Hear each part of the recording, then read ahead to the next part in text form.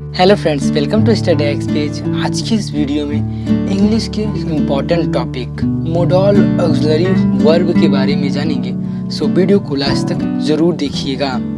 Can, could, may, might, shall, should, will, would, must, ought to, use to, need और dare को modals या modal auxiliaries कहते हैं।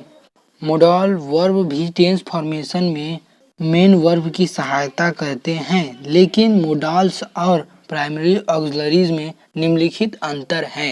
पहला, प्राइमरी ऑक्सिलरीज का प्रयोग फुल वर्ब और हेल्पिंग वर्ब दोनों रूप में होता है, लेकिन मोडल ऑक्सिलरीज नीड और डियर को छोड़कर का प्रयोग केवल हेल्पिंग वर्ब के रूप में होता है। बी है, प्राइमरी ऑक्सिलरीज का फॉर्म यस, ईएस, वी1, वी2, वीआईएनजी सब्जेक्ट के नंबर या पर्सन के अनुसार बदल जाता है, लेकिन मोडल ऑक्सिलरीज का फॉर्म सभी पर्सन और नंबर्स के साथ समान रहता है।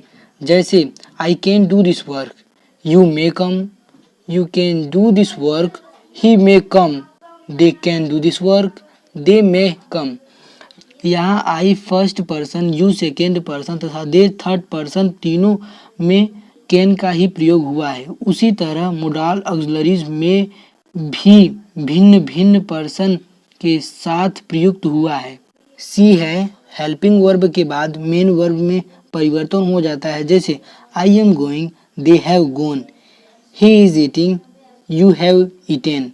आई के साथ गो लगकर आई गो एक वाक्य बनता है, लेकिन हेल्पिंग वर्ब आई एम लगने पर गो का रूप बदलकर गोइंग हो जाता है, लेकिन मोडल्स के बाद मेन वर्ब में परिवर्तन नहीं होता है। जैसे I shall write a letter, he will write a letter, we should help the poor, they must go there.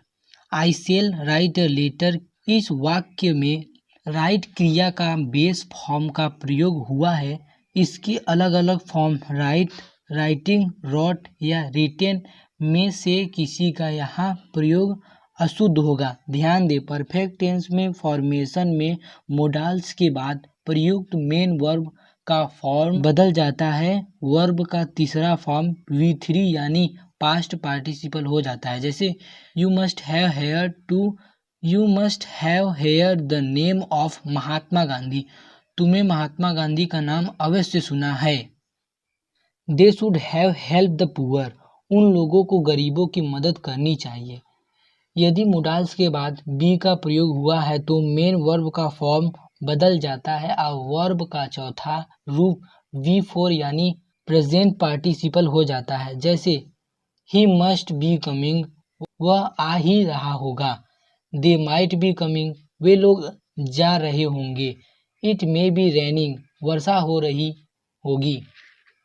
D है, मोडल्स में निगेटिव वर्ब फॉर्म के फॉर्मेशन के लिए इनके बाद नॉट का तथा इंट्रोगेटिव वर्ब फॉर्म के लिए इन्हें मोडल्स को सब्जेक्ट से पहले प्रयोग किया जाता है। जैसे Tinku can do this work, Tinku can't do this work, can Tinku do this work.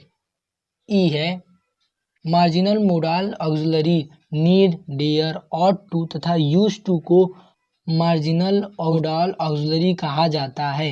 ये चारों ऐसे मोडल वर्ब हैं जो अपने ग्रुप के अन्य मोडल वर्ब से कुछ अर्थों में भिन्न हैं। हम जानते हैं कि मोडल वर्ब का प्रयोग फुल वर्ब के रूप में नहीं होता, लेकिन नीड, डियर का प्रयोग फुल वर्ब के रूप में होता है।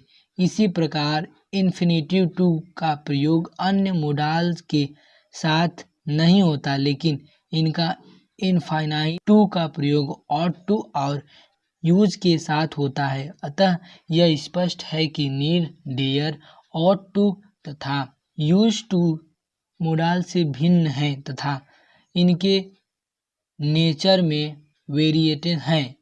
चूँकि ये अपने को मार्जिनलिज्ड, नॉट पार्ट ऑफ मेन और इम्पॉर्टेंट ग्रुप कर लेते हैं, इसलिए इन्हें मार्जिनल ऑक्सिलरी वर्ब कहा जाता है। इस तरह से आप लोगों को मोडल वर्ब के बारे में बताया हूँ। प्लीज़ चैनल को सब्सक्राइब कीजिएगा और लाइक ज़रूर दीजिएगा। Thanks for watching.